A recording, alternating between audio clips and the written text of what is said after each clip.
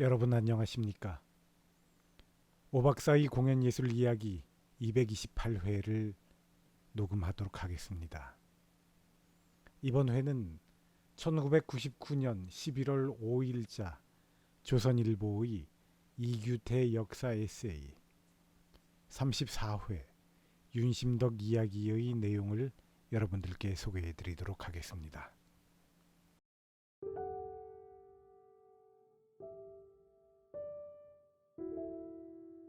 이규태 역사 에세이 34회 윤심덕 이야기 1925년 초가을 서울 을지로 3가에 있었던 광무대의 배우 화장실에서 선배인 석금성이 신출내기 윤심덕의 얼굴 화장을 손질해주고 있었다. 어떤 잠재 심리의 표출인지는 알 수 없으나 윤심덕은 별나게 붉고 진하게 입술을 칠했으며 여러 번 충고했으나 들어먹은 적이 없었다고 석금성은 회고했다. 윤심덕은 일본 도쿄 우에노 음악학교를 나와 서울 여자고보에서 성악을 가르쳤던 엘리트요 신여성이다. 신상에 상처 입은 일이 있어 1년여 만주지방을 여행하고 심기일전코자 성악가에서 연극배우로 변신, 그 첫 무대에 선 것이다. 동도라는 작품으로 그녀가 맡은 안나 역은 사나이 거짓 사랑에 속아서 신명을 바친 순박한 여인이다. 한데 윤심덕은 대사마다 흐느낌과 울음 때문에 대사를 알아들을 수가 없었다.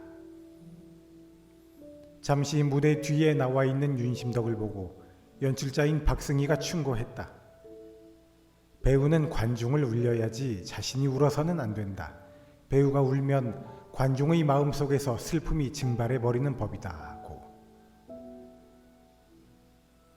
다음 공연부터는 미리 실컷 울어 눈물을 말리고 나오라는 말을 듣고 극장문을 나오려 하는데 꽃집에서 장미꽃다발 하나가 윤심덕에게 전달되었다. 꽃 속에 꽂힌 명함을 본 윤심덕은 그 꽃다발을 땅에 던져 짓밟아 버렸다. 그리고 현기증 때문에 몸을 가누지 못해 누군가가 부축해야만 했다. 윤심덕이 무대에서 운 것은 실은 자신의 처지를 운 것이며 그토록 울린 자가 바로 그 장미꽃다발을 보낸 자였기 때문이다. 그가 유학에서 돌아와 노래로 서울 바닥을 누볐을 때 유혹의 손길이 여기저기서 뻗쳤으며 그중 하나가 백만장자의 아들 이영문이라는 이였다. 그는 조선악단을 중흥시키는 것이 여생의 꿈인데 윤심덕의 노래를 듣고 후원할 생각이 들었다 하며 요구한 대로 뒷받침하겠다는 뜻을 전해왔다. 그리고 조선 호텔 식당에서 만나 위장된 유혹의 망에 철부지 새 한 마리는 걸려들고 만다. 윤심덕에게는 도쿄 유학 시절에 사랑을 맹세한 애인이 있었으며 그 애인 김우진에게 사연을 말해 동의까지 얻었다. 음악 중흥 사업을 위해 학교를 그만두게 하고 우선 살 집을 마련해 주었으며 음악학교 용지를 물색하는 등 사업이 진행되어 나갔다.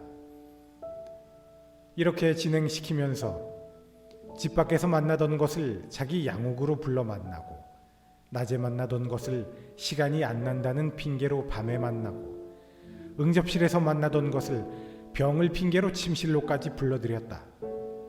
그러는 사이에 한간에 소문이 나돌았다. 이가의 양옥방 침실에서 비명소리가 났느니 여자 울음소리가 났느니 윤심덕이 이가의 첩으로 들었느니 윤심덕이 돈에 환장했느니 하는 와중에 그 소문을 들은 도쿄의 연인 김우진으로부터 절연장까지 날아들었다. 이에 충격을 받고 1여 년 동안 만주 유랑을 떠난 것이다. 소문을 잠재우고 김우진의 사랑도 회생시키는 데 필요했던 진통의 세월이었다.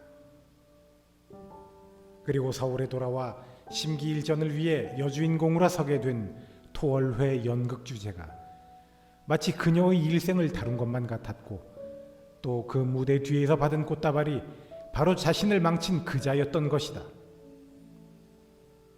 그는 마의 세장을 피해 도쿄로 건너가 절연장을 보낸 김우진이 자신의 진정을 실감할 때까지 침묵의 데이트를 했다. 그들 사이에 앙금이 가시고 사랑이 재현되었으나 그것이 기구한 숙명을 극복하기에는 한계를 느낀 것이다. 그 무렵 일본 오사카에 있는 레코드 회사에서 녹음 교섭이 들어왔다. 그녀는 동생 윤성덕의 피아노 반주로 녹음을 하고 예정에 없던 곡 하나를 추가하고 싶다고 했다. 그 노래가 자신이 작사하고 이바노비치의 도나우강의 잔물결의 곡에 맞추어 부른 사의 찬미다. 광막한 광야에 달리는 인생아, 너희 가는 곳 그 어둠에냐? 쓸쓸한 세상 험악한 고해에 너는 무엇을 찾으러 가느냐? 눈물로 된 이 세상이 나 죽으면 고만일까? 행복 찾는 인생들아, 너 찾는 건 서름. 사흘 동안 취입을 하고 윤과 김은 관부 연락선을 타고 돌아오는 길이었다. 당시 신문 기사들을 취합해보면 이렇다. 오후 11시 한밤중에 시모노세키를 떠나 부산으로 가던 연락선 덕수환이 오전 4시쯤 대마도 앞바다를 지날 무렵 양장을 한 여자와 중년 신사 한 명이 껴안고 갑판에서 바다를 향해 몸을 던졌다. 이에 배를 멈추고 인근 해역을 수색했으나 시신을 찾을 수는 없었다. 승객 명부에서 사라진 남자는 전남 목포부 수교 김수산으로 돼 있고 여자는 경성부 서대문정 이정목 173번지 윤수선으로 돼 있었다. 김수산이라는 필명을 쓴 김우진은 지주의 아들로 1897년 장성에서 태어나 구마모토 농업학교와 와세다 대학 영문과를 다녔다. 연극 창작과 연출에 남다른 열정을 보였으며 그 관계로 윤심덕과 만나 사랑에 빠진다. 1924년에 졸업과 동시에 고향에 돌아와 토지를 관리하며 창작을 계속했으나 토지에 묶인 자신의 신세를 비탄하는 나날이었다 한다. 사의 찬미가 공전의 베스트셀러로 심금을 사로잡고 있을 때 정사한 윤심덕과 김우진이 이탈리아에 살고 있다는 풍설이 나돌았다. 정사 후 5년이 지난 어느 날 김우진의 아우인 김익진이 총독부 외사과에 출두하여 이 두 사람을 찾아봐달라는 수색원을 제출한 것이다. 정사설을 부인하는 사람의 말을 듣고 지친인 아우가 제출한 수색원의 근거는 이러하다. 윤과 김이 바다에 뛰어든 현장을 목격한 사람은 없다. 윤과 김이 1등실 선원을 돈으로 매수해 정사한 것처럼 말을 내고 이들은 나가사키를 통해 중국 이름으로 상하이로 갔다가 이탈리아 로마로 가서 악기점을 경영하고 있다는 것이다. 후쿠오카의 한 신문사 사장이 로마에서 김우진과 윤심덕으로 보이는 한 쌍의 부부가 악기점을 경영하며 남편은 극문학을 부인은 성악 공부를 하고 있음을 보았다는 기행문이 동기가 된 것이다. 또한 그 방증으로 사의 찬미를 취입할 때 반주하는 동생 윤성덕에게 내가 성공하기 전에는 절대로 세상에 나타나지 않을 테니 나를 찾지 말라고 말했다는 것과 거부인 김우진의 부모가 엄청난 현상금을 걸고 시신이나 유류품을 찾았으나 나타나지 않은 점, 그리고 윤심덕의 집에서 일절 윤의 상을 치르지 않은 점 등을 들었다. 심지어는 사의 찬미가 떼돈 벌 수 있을 것이라는 레코드사로부터 3만 원이라는 거금을 미리 받고 사랑의 도피를 했을 것이라는 추측도 나돌았다.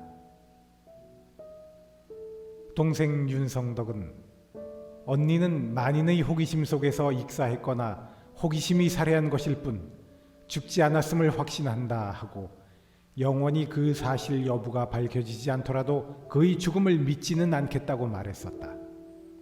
물론 총독부의 수색원에 대한 이탈리아 영사관 측의 회답은 레코드 가게를 하는 한국인 부부를 찾을 수 없다는 보고가 있었고,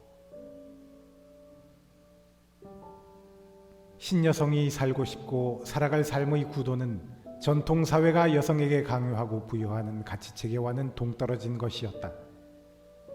그 가치 갈등에서 20년, 30년대의 한국 신여성들은 어떤 형태로든지 피해자였다. 그 피해 증후군 가운데 하나가 그 갈등을 겪느니 죽음을 선택하는 정사였다. 20년대의 정사 사건으로 기억되는 한국의 카투사로 불린 평행기생 강명화와 경상도 백만장자의 아들 장병천을 들 수 있다. 결합을 반대하는 아버지 장길상의 슬하를 떠나 강명화가 벌어놓은 돈과 폐물을 팔아 도쿄로 사랑의 도피를 한다. 강명화가 어머니에게 호소하여 살던 집까지 팔아 장병천은 대학 예과에, 강명화는 우에노 음악학교에 다녔지만 지탱하는 데 한계가 있었다. 백만장자로서 가문에 소외당한 연인을 구제하는 길은 자신을 죽이는 길밖에 없다고 판단한 강명화는 장안의 최고 미기요, 최고 재기이며 최고 각이라는 명성을 나래 접듯 23세의 인생을 접고 자결했으며, 당시 신문들은 명사들이 총출동하여 신세대의 인권에 대한 구세대의 살인이라고 비난했다. 그래서 구시대의 논리가 횡포를 부리는 것을 강명화의 자살이라는 말로 개념화하기까지 했었다. 그녀가 죽은 며칠 후 시구문 밖 강명화가 묻힌 무쇠리 공동묘지 곁에 장병천이 묻혔다. 죽음의 길 오리정에서 장병천이 오는 것을 기다렸다가 동반한 것이다. 초기 유행가수 이에리수의 죽음도 일련의 시대적 증후군으로 충격을 주었던 정사다.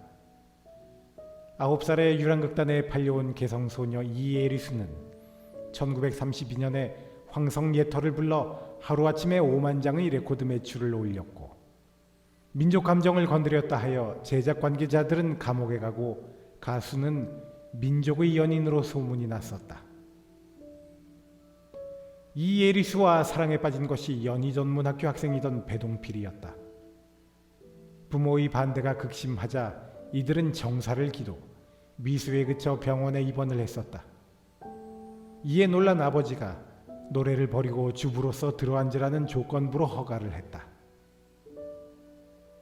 죽음의 언덕을 넘어온 너른 광야에서 무엇을 노래하리이까? 백합처럼 비단으로 몸을 꾸미고 새처럼 지저귀리이까? 황새가 파먹고 난 우렁 껍질처럼 사오리까?